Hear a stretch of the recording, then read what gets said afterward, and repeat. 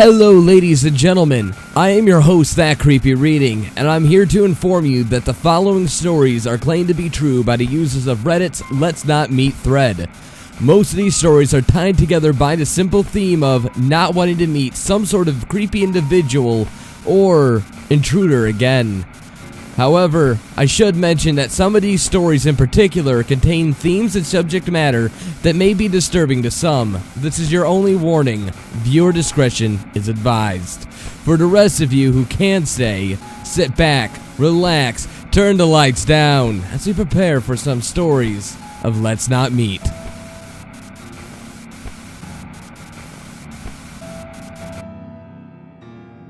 Creepy Neighbor Upstairs by Lord Trancer. So a little backstory before I start. I live in a flat with only one neighbor above me. I also have a son who is from a previous relationship that also lives with me along with my wife. This started back a few years ago in 2013 when we first moved into this flat. When we first moved in, everything was, well, we were happy and everything was fine as we had our own home. We were really friendly with the neighbors, especially with the neighbor that lived directly above us, and we were fine for the first year or so. And I should mention that the neighbor that lived above us was an older lady in her late 50s. As a young couple aged in our early 20s, it was nice to have someone who was nice, or at least so nice when we first moved in. We were approached within the first few weeks by the other neighbors explaining how she was a little eccentric. We were also told several stories including vandalizing of a previous tenant's car and throwing paint on the door. These even went as far as saying giving full bottles of vodka to an alcoholic that lived on our street because whenever he drank, he got violent. This creeped us out a little bit, but she seemed so opposite to what we knew of her. We had been alright with each other for months on end, so we took everything stated to us with a grain of salt. That's when things took for a turn. We got a knock on the door from the police stating that we had been abusing my son. I was shocked. He was only 2 around the age and he was as happy as he can be. No marks whatsoever. I remember letting the police officer come in and he saw my son playing with his blocks in the living room. Then the police officer rolled his eyes, apologized to me, and left. We spoke to the neighbor upstairs about it, and she seemed to suggest that it was another neighbor, as she overheard him speaking about it. Thinking it was no good to dwell on it, we left it, and nothing happened for another few weeks. However, later my son's mother came around. She was rather distressed. She showed me some messages she got on Facebook from someone called John Smith. They explained to me that they worked at a nursery, or at least the nursery that my son attended, and was concerned about my son getting into a lot of detail about how late at night we used to shout and abuse him. At this time, I flipped my shit at even being accused of such a thing. I even gave her a copy of the recordings off my son's baby monitor. A lot of you may be questioning why I seem to have this. However, since the last time I was accused of anything, we installed a baby monitor that stored the last 7 days onto a server that I have. This is also linked to my mobile. I was afraid of losing my child to some bullshit claims, and having anything that could defend myself would be perfectly awesome. Nonetheless, this is also due to paranoia after hearing all the kidnappings that can happen. The weird thing that made no sense whatsoever was that in the message that was sent to my wife is that it had my full address and me and my wife's full names and the details, and even a detailed description of the house layout and where I had the computer. He even explained how I could have been a bad person, possibly harming children, based on what I had on my background, which was a payday background, but was explained as a scary satanic mask on my computer. It made absolutely no sense at all. The only person in my house was the neighbor upstairs to my parents. I don't like people within my space, and she used to come around to use our bathroom and shower as their bathroom was being converted into a wet room. Later on, I got a phone call from a neighbor, and it said that some white nationalists were trying to find me because I'm half Indian. Apparently, I said something that they didn't like, and it was cause to batter me. She explained what they looked like, and that they had leather gloves, but she lied and said that I didn't live there. I phoned the police and we were on a watch list due to the threats and everything that was said about us over the past few months. She got an interview with the police and denied any of it ever happening, and she said that I was on drugs. Now, I have not touched any sort of drugs in years, and even when I did, it was only a bit of cannabis when I was a teenager. Things got albeit a little weird when she started having her son live with her. One evening, we were playing Dungeons & Dragons around 9:30 p.m. when we got a text from her explaining she wanted quiet or else. Things have been slowly escalating up to this point, and then I replied, "Fuck off, it's 9:30 and we finish at 11. I would not have minded so much, but this had been a regular occurrence over the past few weeks. We would play on Saturday nights, and this had not been a single problem for the last few years. Or so, we'd been doing it alright.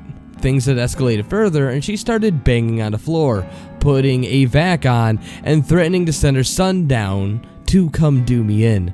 I confronted him the next day about this, and he denied everything and said that his mom was a bit sensitive. Turns out, she is bipolar, which makes sense now, I suppose. We later learned that she'd been doing everything from poisoning the plants on my lawn to even replacing toys and stealing food right out of our fridge. She also went on to threatening me with her sons, but she has now left, and there's a for sale sign on her flat that explains why the house is so cheap when we got it. So, psychopathic neighbor, please don't move back in. I now know that some people just want to watch the world burn, so let's not meet.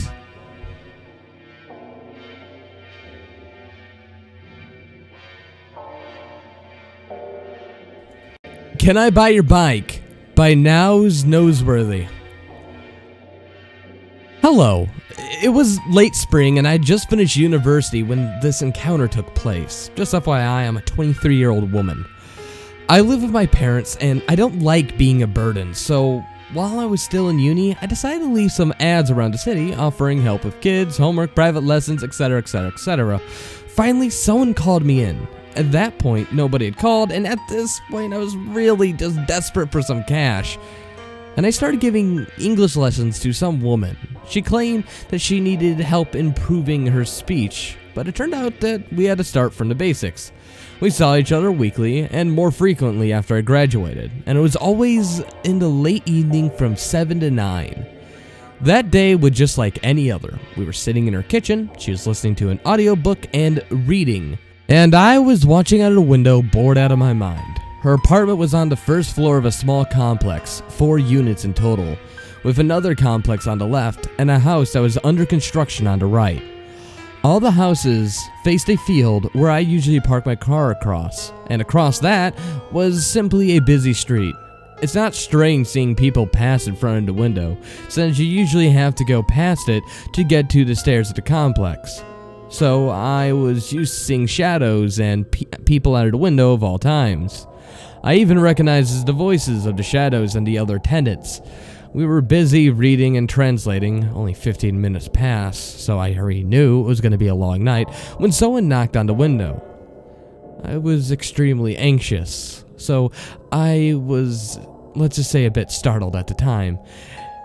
I should also mention that I've always lived my life on the 4th floor of a building, so the idea of a ground floor apartment was also really unsettling for me. The higher, the better, at least for me. Something was wrong, but I thought it was because of my odd upside-down fear of height. My beloved student stood up and went to the window to see what was up. Across the bars of the window stood a man, a thin, kind of dirty dude. He said that he saw a bike parked just behind and wanted to know if she was selling it. She said that she was going to bring it to the junkyard since it was old and rusty and she really didn't care for it. She simply told him that it was free to take, for free. He insisted on giving her at least 10 euros and she refused. He then upped the offer to 20. A tip for the nice girl's lesson, he said as he stared directly at me. Once again, she refused, and told him to take the bike and go away. She then closed the window. I was also quite creeped out and went back to work. A few minutes later, there came another knock. Now, this female was quite pissed and opened the window to tell the guy to kindly fuck off. But they were her upstairs neighbors. They told her that some guy was walking down the street and that he had her bike. She explained the situation and they left. Nothing happened for an hour. Then we finished our lesson and I was sent away with my own cash. I was walking a few meters up to my car, digging into my purse for a lighter and a cigarette. As I lighted up, a man walked out from the house under construction and started to chat. He asked for a cigarette, but I told him not since I'm kind of running out. And then he simply stated that he really needed a cigarette. Please. Even though the way I described him was a little demanding, it wasn't like that. In fact, it was more along the lines of pleading, so I gave him one. I was in the mood to chat, so I leaned on the car while smoking, holding the keys in my jacket pocket, just so he know that it was poking out, and that I could attack him if he tried to do something stupid. I still had to replace the pepper spray. He was silent while we smoked, and every so often he'd glance up and down the road. I was almost finished when he told me something that creeps me out to this day. Sorry if I was a little pushy about the cigarette, but I saw a man hiding near your passenger side, and I didn't want to freak you out or call him out. There's something strange in him, and the last thing I want to do is make him lash out. He went away when I talked to you. In that moment, I realized that the only way for him to know about the bike was to have gone around the house in the back garden, and he didn't know about the lesson. How long has he been near the window, behind, knocking, or waiting for me? I didn't want to leave so soon after he left, so I lit another cigarette, all while thanking the nice construction worker and offering him the meager remnants of my packet. Turns out, he doesn't even smoke, but he thought it was the only way of approaching me without creeping me out or being beaten by my book-loaded purse. He then drove behind me until we hit a turnabout. I saw nobody following me. I was paranoid. Don't blame me. And then I got home. I reported this to the police the following day, but I doubt anything would have happened. My car is old as balls and it has a manual lock, so at the time, he could have opened a door with pretty much anything. So, creepy man in the back of my car who really wants that rusty old bike, I simply plead to you, let's not meet.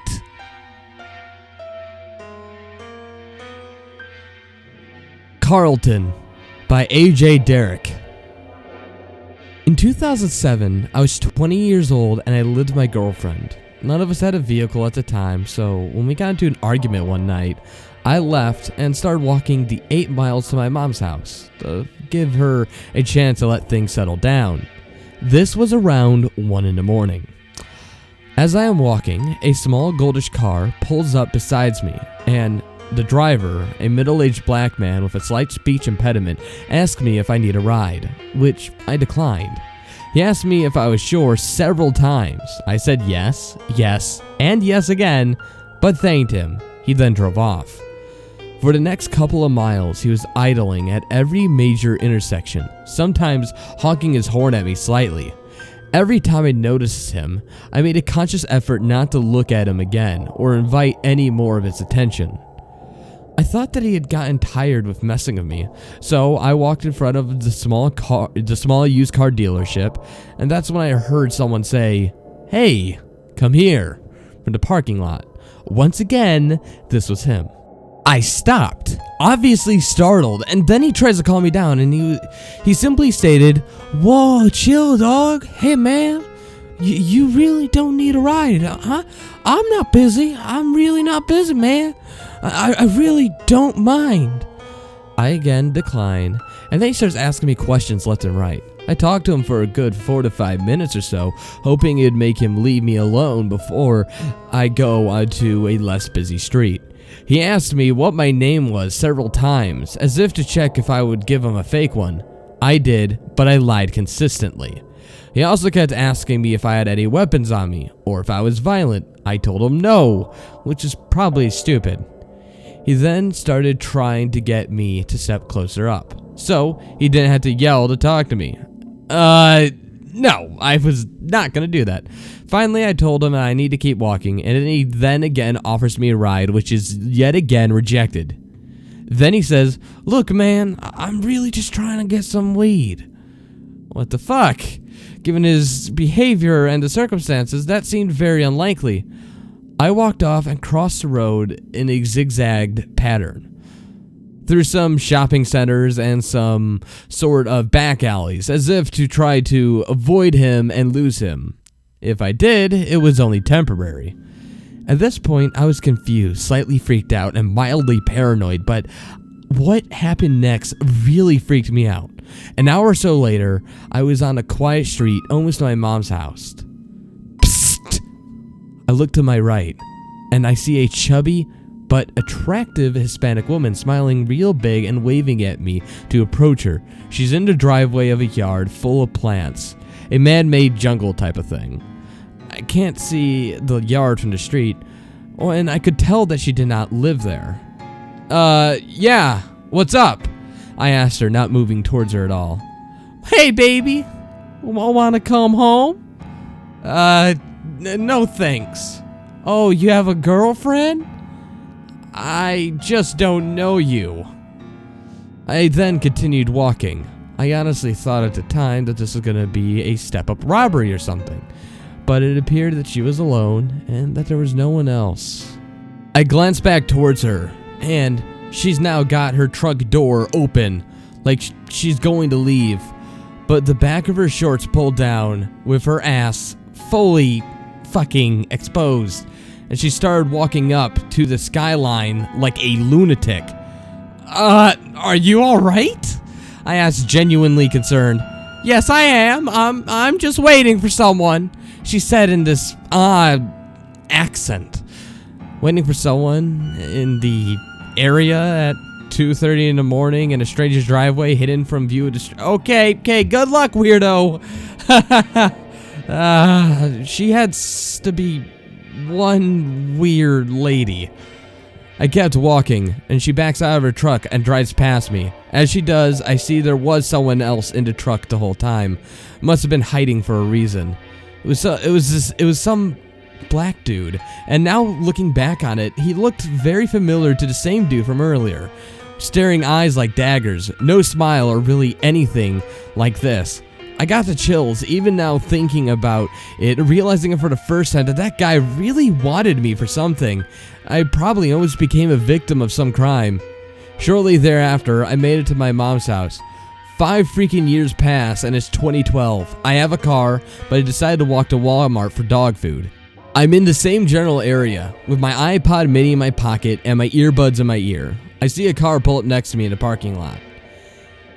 "Yo, dog, do you know how to get to the Landmark Apartments?"